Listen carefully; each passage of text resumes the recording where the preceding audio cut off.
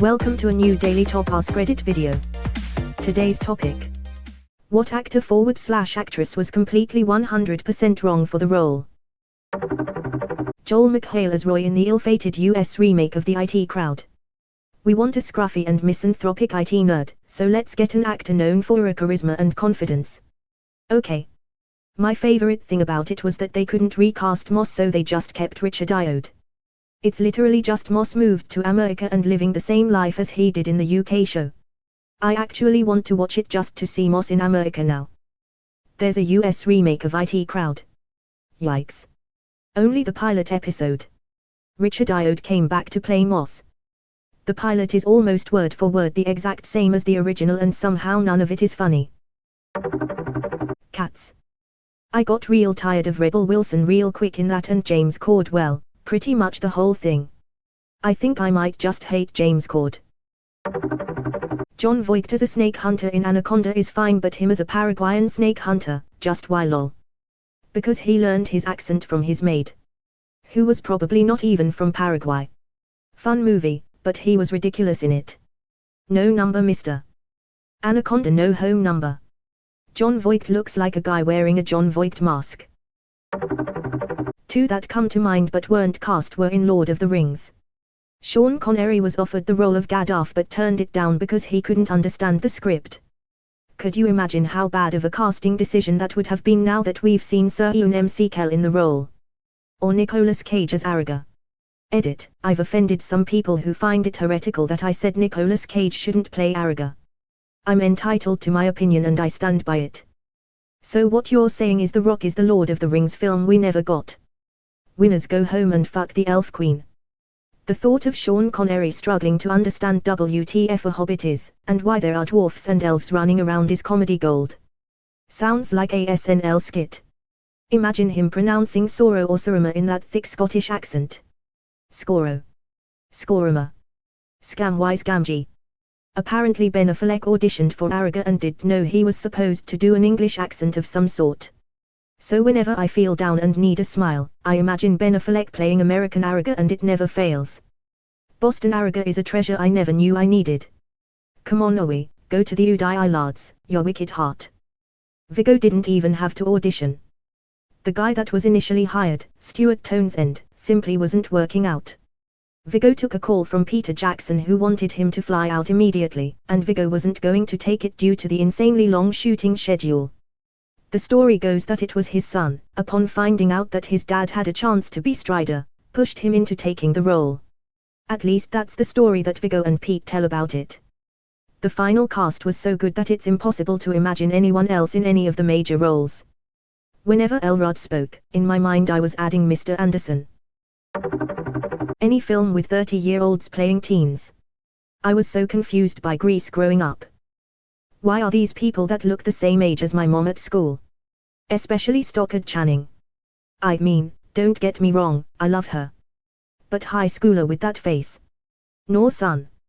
I seem to remember one of those teen movie parody movies, probably either Not Another Teen Movie or Scary Movie, edit, apparently it was both. Have a meta-humor line on this. If I remember right, it had high school kids walking to school and they joked about how if they were characters in a movie, they'd be getting played by old actors or some shit. In Scary Movie, they laugh about the thought of being in a horror movie. Cindy says, you guys are right. If we were, they'd probably cast some dingbat like Jennifer Love Hewitt to play me. Greg says, and they'd cast people in their late 2020s, early 30s to play us. Sigh, I watched this movie way too many times growing up. John Wayne as Genghis Khan, the Conqueror. That is just wrong on so many levels, I don't know where to start. Hello Tartar woman. I am Timag Pilgrim. When he says my Tartar blood says take her, I actually laughed aloud. Not so, fun fact, a majority of the cast and crew of that movie, The Conqueror, developed various forms of cancer. John Wayne developed stomach cancer, due to them filming near a location in Utah that did atomic bomb testing. So basically that movie was literal cancer. Edit: okay, so this was debunked a bit, I apologize. Although I do think being near nuclear fallout exacerbated the chance of getting cancer, and all the leads died of cancer in the 1960s/1970s, some at relatively younger ages than average. Also smoking doesn't help obviously. Also I might be biased, I had a grandfather who was around nuclear testing, and subsequently died of cancer.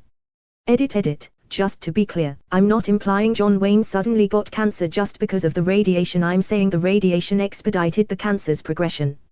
Like, those people probably had the cancer cells already in their bodies, but being exposed to that kind of radiation quickened the process, like instead of getting cancer at 80, they got it at 50. Is it now the time to talk about Topher Grace as Eddie Brock / Venom? Came in here just to say this. Who in the ever-loving fuck decided it would be a good idea to cast Eric Foreman as Venom? Paraphrased, Topher Grace was the one man in Hollywood that made Tobey Maguire look tough and intimidating. They should have cast Red Foreman as Venom. Mr. Editor. The role required a horse that could talk. The horse they hired couldn't talk, so they had to dub all his lines. Shows how far you can get when you're shagging the producer. In his defense, he was hung like a horse. Colin Farrell as Alexander the Great. As one of my old university professors once said, I wouldn't follow that guy to the end of my driveway. And Angelina Jolie as his mother FFS. That's not what bothered me, it was the weird accents. You can't talk about Oliver Stone's Alexander without mentioning that the madman has 4 different director's cuts of the film.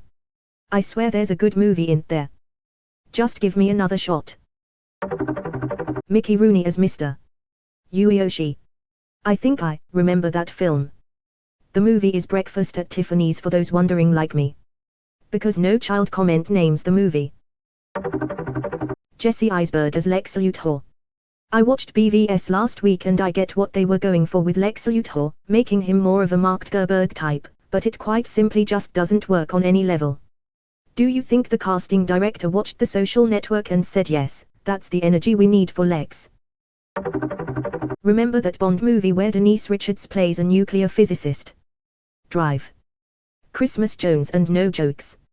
I don't know any doctor jokes. Bond did actually say I thought Christmas only comes once a year. Why the fuck was Jesse Eisenberg cast as Lex Luthor of all fucking things? All depictions of him are of a tall, bald, and lean businessman. No disrespect for the actor, I'd take such a high-paying job too, but whoever thought of casting him is a clown. Should have casted Jeff Bezos for Lex. I don't know if he can act, but I'm not sure he'd need to. Me watching previews, Jim Halpert for Jack Ryan. Me after watching it, ah shit, he rocked it. His appearance gave a lot of credence to the line, I'm just an analyst. He looks like he worked in an office his whole career. The trailer for Jim Ryan is pretty good though. Cameron Diaz was horrible in the 2014 Annie remake. She hasn't made a movie since. To be fair, anyone would look terrible in comparison to Carol Burnett's Miss Hager. There is a moment where she stares thoughtfully at a painting, hung perfectly straight on the wall, before tilting it slightly so it looks level in her drunken state. I have no idea if that was in the script or something she did in the moment, but it's perfect. Her performance is a masterpiece. Alison Ye is the only actress who could play Carol Burnett. The original movie was perfect and didn't need a remake. They don't remake bad movies that need to be remade. They remake good movies so they can charge more money for them. Every actress cast as Sue Richards, the Invisible Woman, from the Fantastic Four so far. Debris Bardios is the only Sue Storm for me. Daddy wants to show you his thing. The problem there is always trying to make the F4 into action movie protagonists, when they really aren't.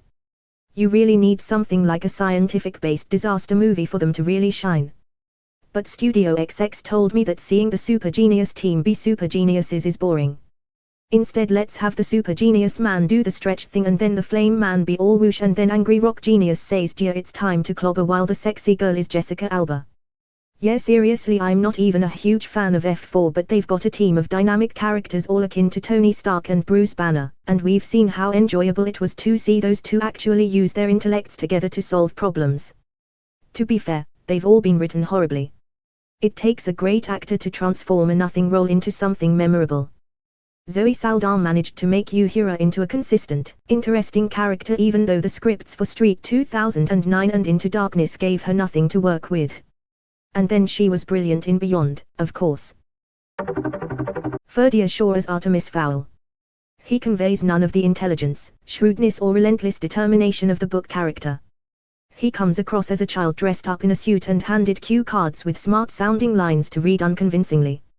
He's a child, so I'm going to lay the blame for that one on the casting director. There was literally nothing right with the Artemis Fowl movie. All of the books are pretty short and can easily be adapted to the big screen too. Them spouting off Butler's name within the first few minutes made me just turn that crap off. That was the movie creators / Disney deciding the book wasn't safe enough. They completely butchered the character, from the first scene to the last. They butchered the rest of the movie too, changed the story completely and then didn't want to spend the money to reshoot it and make it coherent at all. His last line in the movie, "I'm Artemis Fowl. And I'm a criminal mastermind," was so absolutely ridiculous because he just wasn't. He was in the book though. I never understand this. They pay millions for the rights to a wildly successful, well-selling book. And then are like, okay, let's just change the entire story and keep the aesthetic. Then they wonder why the film flops and fans of the book call it dog shit.